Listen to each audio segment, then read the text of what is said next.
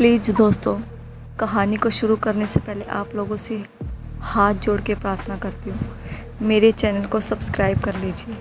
कहानी बनाने में बहुत मेहनत लगती है। प्लीज़ आप लोगों के सपोर्ट की मुझे बहुत ज़्यादा ज़रूरत है। सुभद्रा ने महल के अलावा एक रहस्यमयी जगह से सभी चंद्रवंशी बहुओं को आज़ाद कर दिया था। वह सीधे महल में आ चुकी थी और आते ही उनके गुनगुनाने का स्वर पूरे महल में गूंजने लगा। ऊपर के झरोके में मौजूद राजकुमारी तपस्या और राजकुमार महेंद्र प्रताप सिंह की आत्मा ने जब उन सबको आज़ाद देखा तो वह दोनों हैरानी से एक दूसरे की तरफ देखने लगे। इन्हें किसने आज़ाद किया होगा? महेंद्र प्रताप सिंह ने पूछा। वो तो मैं नहीं जानती, परंतु इन्हें रोकना बहुत ज़रूरी है। याद है ना, महल के दूसरे हिस्से में मौजूद होने के बावजूद ये तपस्या को इस तरफ खींचने की कोशिश कर रही थी। सोचिए, अब ये आज़ाद हो गई हैं तो सबसे पहले उसी के पास जाएंगी, तपस्या ने घबराई आवाज़ में कहा। चलिए हम कुछ करने की कोशिश करते हैं।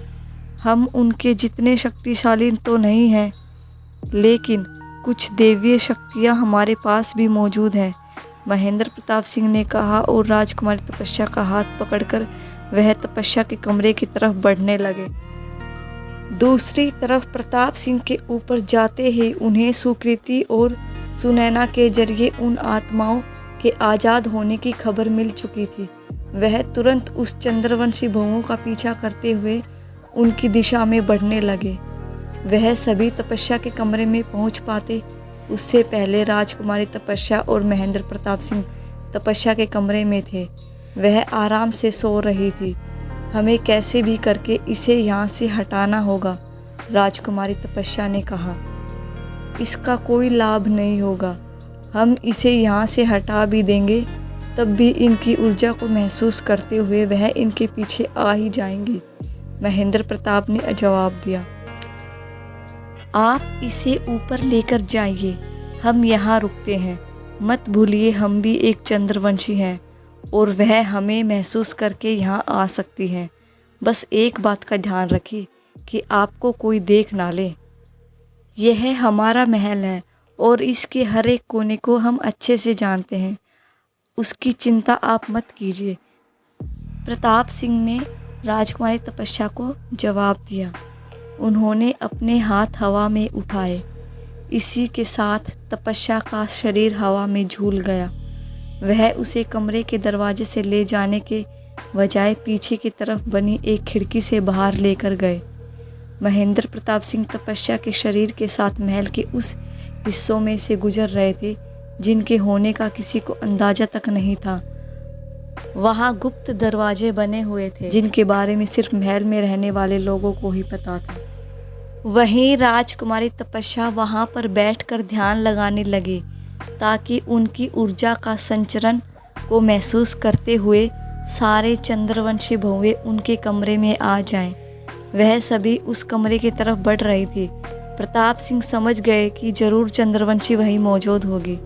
इससे पहले कि वह उस चंद्रवंशी लड़की को बलि देने से पहले मार दे, हमें सुभद्रा को संकेत देना होगा ताकि वह इन्हें ऊपर के कमरे में ले जा सके, प्रताप सिंह ने सोचा। उन्होंने बिना कमरे को देखे अपने संकेत माध्यम, जो कि उनके कमरे में बना एक डिजिटल अलार्म था, अपने मोबाइल के जरिए उसे बजाया। उसी के साथ सुभद्रा, सुनैना और सुकृति को संकेत मिल चुका था। कभी सोचा नहीं था कि आधुनिक समय की मशीनें भी इतनी काम आ सकती हैं, सुभद्रा ने हल्की मुस्कुराहट के साथ कहा। इसी के साथ उसने उस घड़े से कुछ खून की बूंदों को आग के अंदर डाला और एक अजीब तरह की महक पूरे महल में फैल गई। उस महक को सूंघते ही चंद्रवंशी बहुओं ने अपना रास्ता बदल दिया। अब तो तपस्या के कमरे में जाने के बजाय ऊपर के महल टॉप फ्लोर की तरफ जा रही थी। कुछ ही देर में वो उस कमरे के आगे थी जहाँ पर सुभद्रा, सुनैना और सुकृति मौजूद थी। उन तीनों को देखने के बाद वह सब उन्हें गुस्से से घूर रही थी। जीजी, इससे पहले कि ये गुस्से से हम पर हमला करे, हमें इन्हें यहाँ से वापस भेजना होगा। सुनैना ने जल्दी से कहा। घबराओ मत, इस कमरे में कदम रखते ही यह वापस उसी जगह पर पहुँच जाएंगी जहाँ से ये आई हैं, सुभद्रा ने कहा। उन्होंने जैसा कहा वैसा ही हुआ।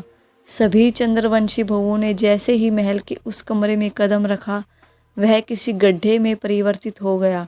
वह सभी चंद्रवंशी बहुएं वापस उसी जगह पर पहुंच चुकी थी जहां से वो आई थी। उनके वहां पहुंचने के बाद उन तीनों ने राहत की सांस ली। मुझे तो अभी भी घबराहट सी महसूस हो रही है, सब कुछ इतनी जल्दी में हो गया, सुकृति ने कहा। उम्मीद है हमारी यह मेहनत जाया नहीं हुई होगी और स्वामी चंद्रवंशी तक पहुंच गए होंगे, सुभद्रा ने कहा। अब तो उनके ऊपर आने के बाद ही पता चलेगा। हम यहाँ से नीचे नहीं जा सकते, हमें उनके लौटने की प्रतीक्षा करनी होगी, सुनैना ने कहा।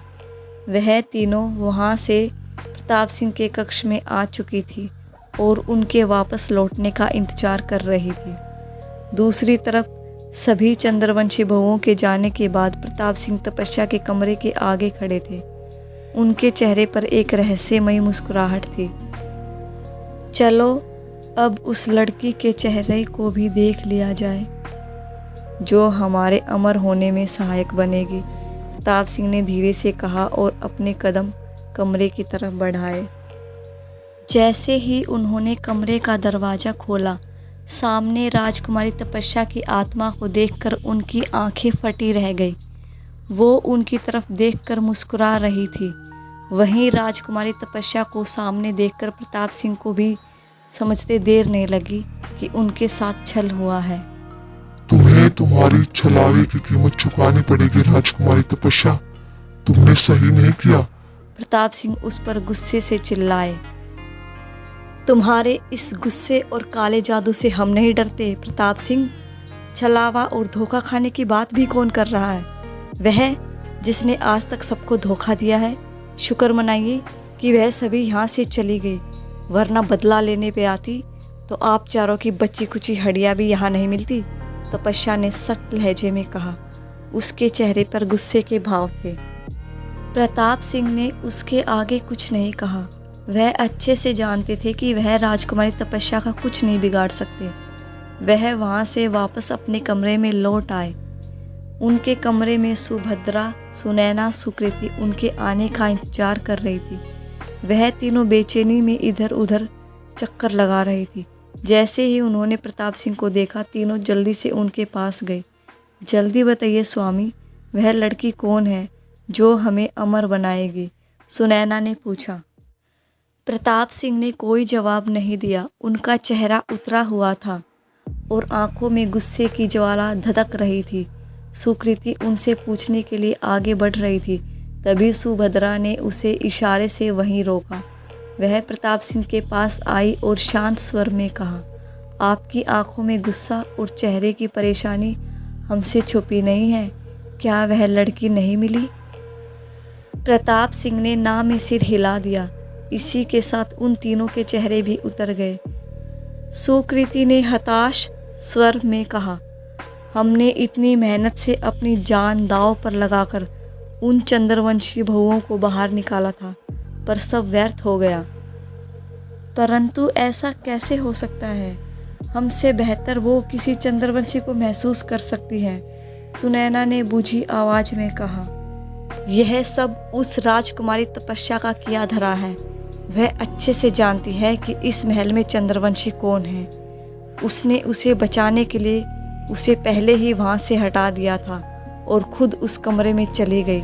उसने हमारे साथ छल किया, प्रताप सिंह ने जवाब दिया। उन्होंने उस कमरे में जो भी हुआ वह उन तीनों को बता दिया। सारा सच जानने के बाद उन चारों के चेहरे पर राजकुमारी तपस्या के लिए गुस्सा उबल रहा था।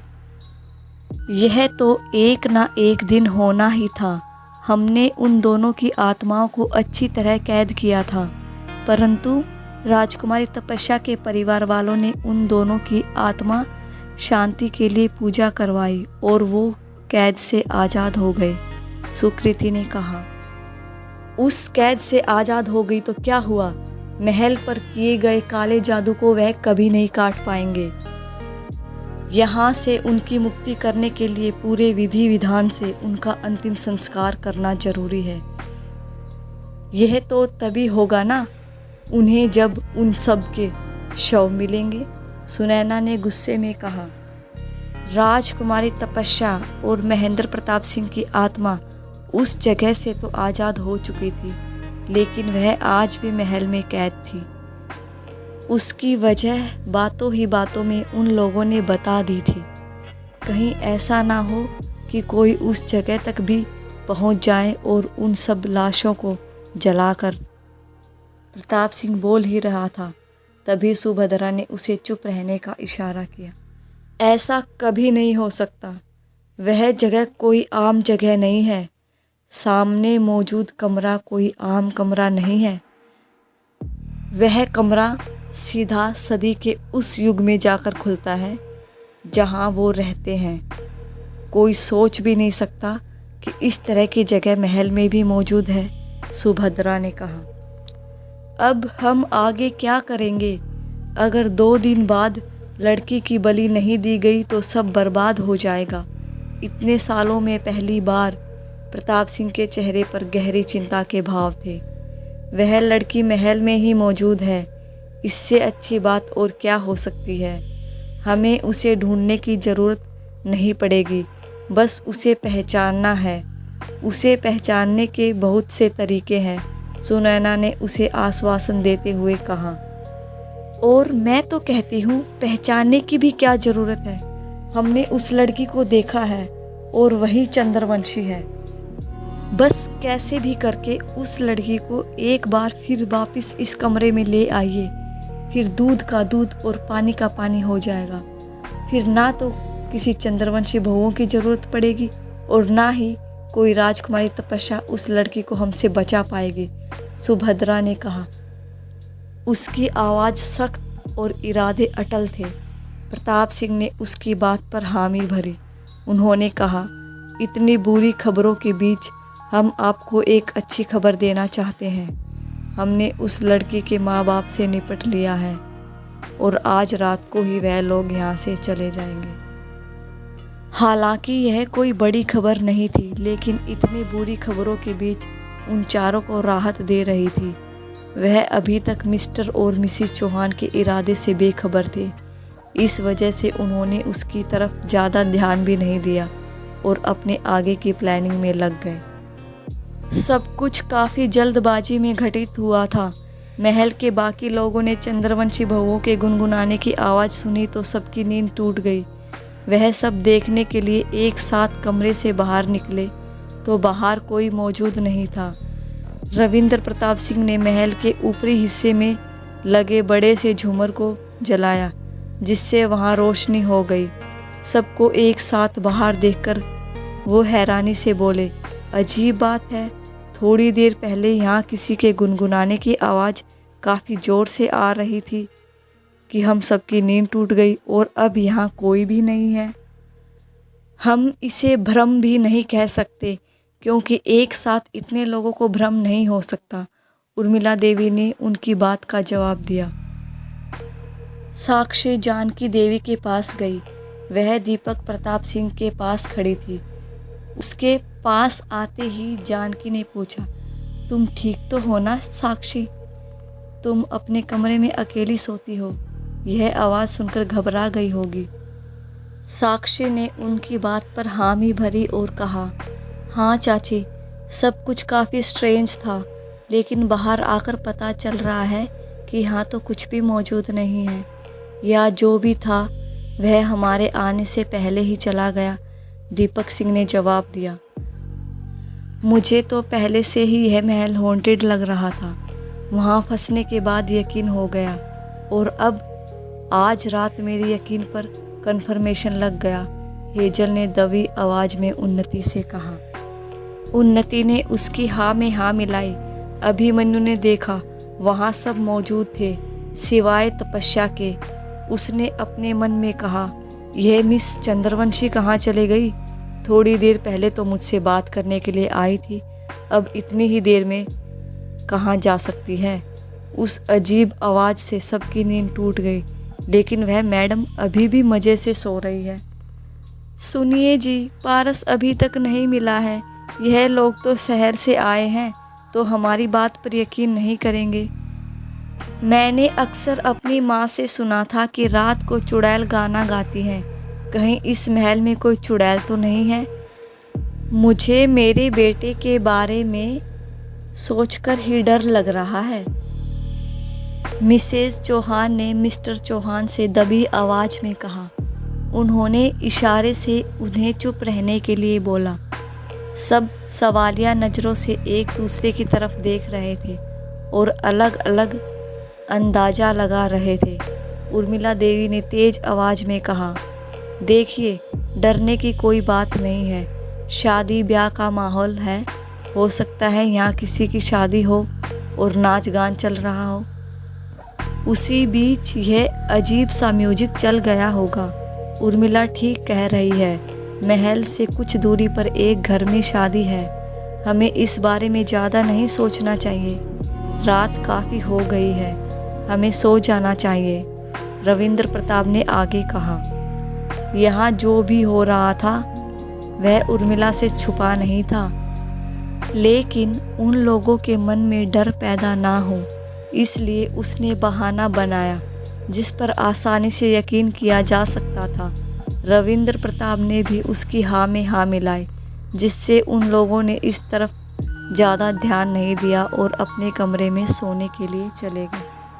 अगली सुबह उन सब के लिए काफ़ी रहस्यों को खोलने वाली थी।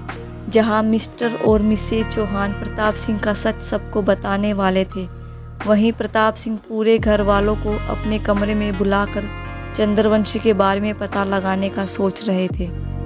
इन सब से परे तपस्या की सुबह आँख खुली तो उसने खुद को महल के एक अलग ही हिस्से में पाया। उसके आसपास कोई मौजूद नहीं था। वहाँ एक तरह का झरोका बना हुआ था, जहाँ पर सूरज की धीमी रोशनी आ रही थी। मैं यहाँ कैसे आई? तपस्या ने कहा। उसके पास प्रताप सिंह और राजकुमारी तपस्या की आत्मा मौजूद थी, जिसे वह ना तो देख पा रही थी और ना ही महसूस कर पा रही थी। तपस्या को ठीक देखकर उनके चेहरे पर राहत भरी मुस्कुराहट थी। क्या यह हमें कभी नहीं देख पाएगी? महेंद्र प्रताप सिंह ने पूछा। अगर यह हमारी वंशज होती तो हम इसके सामने आने के लिए कोशिश कर सकते थे, लेकिन यह लड़की कौन है हम नहीं जानते। हमें तो आश्चर्य हो रहा है कि चंद्रवंशियों का अस्तित्व अभी तक मौजूद है। राजकुमारी तपस्या ने जवाब दिया। हाँ, कहीं ना कहीं आपका परिवार भी अस्तित्व में होगा, महेंद्र प्रताप सिंह ने कहा। अपने परिवार के बारे में सुनकर राजकुमारी तपस्या का चेहरा उतर गया। उनके चेहरे की उदासी दूर करने के लिए प्रताप सिंह ने बात को बदलते हुए कहा, अच्छा, आपने थोड़ी देर पहले कहा था कि अगर यह आपकी वंशज होती तो आप इसके सामने आने के लिए कुछ उपाय करती जिससे हमें यह देख सकती। क्या हम इस लड़की पर वह उपाय आजमा कर देखें? उसका कोई फ़ायदा नहीं होगा, राजकुमारी तपस्या ने तपस्या की तरफ देखकर कहा। हम दोनों में सिर्फ यही समानता है कि हमारा नाम एक है, बाकी और कुछ नहीं। तपस्या उस झरोके से बाहर की तरफ देखने की कोशिश कर रही थी। वह रास्ता ढूंढने के लिए इधर उधर देख रही थी। तभी उसे कुछ दूरी पर घुमावदार सीढ़ियाँ नजर आई। थैंक गॉड, रास्ता तो मिला, तपस्या ने खुद से कहा और उस तरफ जाने लगी। उसे उस तरफ जाते देख महेंद्र प्रताप सिंह ने कहा, जल्दी कीजिए राजकुमारी, वरना ये यहाँ से चली जाएगी। राजकुमारी तपस्या ने उसकी बात पर हामी भरी। हालांकि वह ऐसा कुछ करने के लिए सहमत नहीं थी, लेकिन राजकुमार महेंद्र के कहने पर वह तपस्या की तरफ बढ़ी। आपको क्या लगता है कि तपस्या राजकुमारी तपस्या को देख पाएगी? आई होप कहानी आपको बोर नहीं कर रही होगी और आप इसके हर एक पार्ट को एंजॉय कर रहे हो। कहानी कैसी लग रही है प्लीज़ कमेंट में ज़रूर बताएं।